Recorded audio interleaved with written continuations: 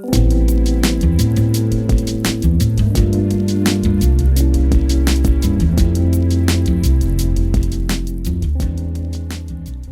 have Dr. Shaw with me today at Austin Urology Institute, and today we are talking all things vasectomy. But first and foremost, Dr. Shaw, I would love if you talked a little bit about you and your practice first. Cool, thanks Tessa. So I started Austin Urology Institute 17 years ago. So it's crazy, I've been doing urology that long. Started off in a big multi-specialty group first couple of years of my practice. And then I decided we wanted to do it kind of our way and with our kind of stamp on things. And fast forward, we've seen tens of thousands of patients successfully, and it's been a great ride. That's great. So I know you are a bit well known for your vasectomies. Even hashtag snipped by Shaw is out there. So talk to us a little bit about that piece of your practice. So an average urologist does about 30 or so vasectomies a year, and it's not like a competition or anything, but that's what an average doctor does. When I first started my practice, a couple of months into it, one of the local radio stations, KLBJ, called us up and said, "Hey, do you want to do our vasectomies live on air?" I was super nervous about it just because of, what if it went wrong? What if something happened? Et cetera. There's a lot on the line in terms of reputation. Thought about it. We ended up doing the vasectomy live on air, and fast forward, it turned out to be their largest Nielsen's rating in history for KLBJ radio station. Wow. And then it put us on the map as a place to go to have this done. You fast forward, over time, and we have done over 6,000 vasectomies as people now start telling their friends about it. Their doctors, their mechanics, folks, up and down the street. So it's impressive how the reputation has grown. Yeah, absolutely. So I know a lot of people are still really scared of the word vasectomy though. What are the common concerns and fears that you notice amongst the men that come and talk to you? Yeah, so what I'll tell people is, and I've had my own vasectomy done after our 2 kids, is it's super scary, but it's over in like 15 minutes or so. So, and honestly, even in my case, when I had it done, I was like, wow, this is scary, even after doing this to so many people. And then it's over, you're like, oh, that was it? So I will have to say, it's literally, pun intended, it's in your head. So you have to get over the anxiety of it, and which is, I understand, a little challenging. I tell people the hardest decision to make is the time right. So once you kind of get to that decision where, hey, we're done with no kids, we're done with 1 kid, our record is 8 children before someone's got a vasectomy done. Whatever your number is, when you're ready, we're ready. And I think as long as you are confident in that decision and the time is right, then we're happy to take care of you.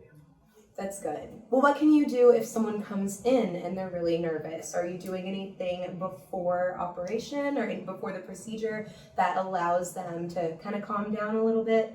Yeah, so about half of our guys don't do any other additional medications other than the local anesthetic that we use. And it's just a little small spray jet we use on the skin, anesthetize the area, and that's pretty much it. It's uncomfortable, but the actual anesthetic itself is like getting thumped down there with a rubber band once or twice. Once that happens, that numbing medicine kicks in and you're done.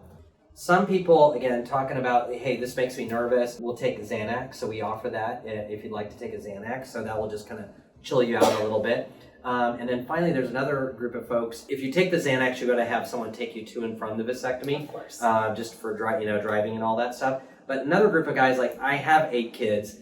I want to relax, but I can't have my wife and 8 kids in the waiting room. I've got to be able to drive myself home. So that's an issue that I kind of say, using our other product, the nitrous oxide, is super easy to do. We offer the nitrous oxide. A lot of places kind of charge an additional $100 or so for it.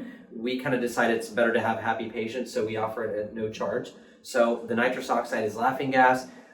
You take literally 5 breaths of it and you're in the clouds. You're fine. Yep, and then you breathe it out for about 15 minutes. You just breathe fresh air for 15 minutes. You snap back to it and you can drive yourself home. That's great. Really great to hear they can do what need be. But what about afterwards? Is there anything that we need to worry about? Changes in our sexual ability or any other concerns that we might have. Right. So, so the big thing is there's no changes in erections, orgasm, or ejaculation. Okay. Some people would ask me, like, are you going to pee differently? It's like, no, we're not messing with that part of your anatomy. So again, no changes in erection, orgasm, or ejaculation. Nothing changes, and in fact, you'll still have an ejaculate volume, like 99% of it comes from the prostate, and it's not sperm. Right. So we're just interrupting the sperm part. You're going to still have a prostatic ejaculation, so you're really not going to miss anything.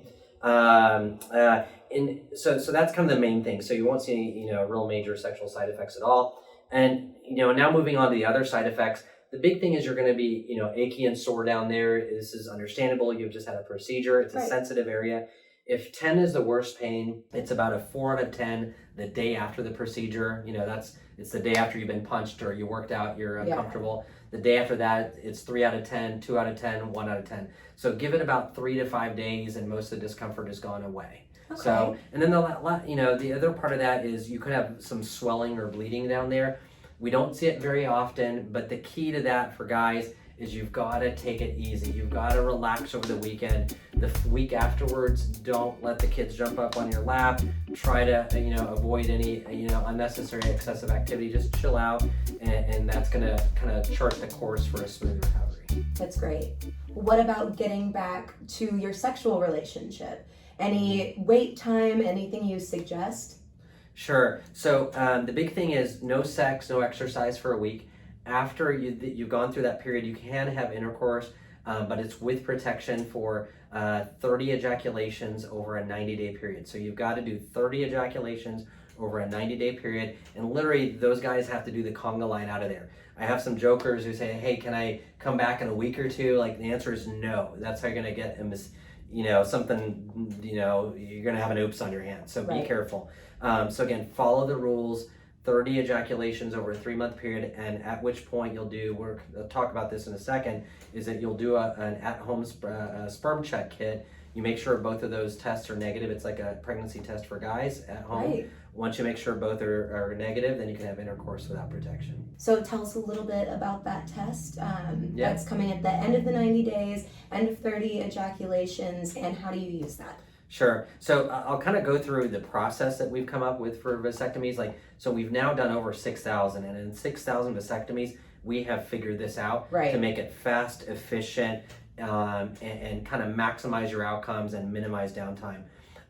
So the first thing is, in terms of a vasectomy itself, it's a small little spray jet. There's no needle or anything like that.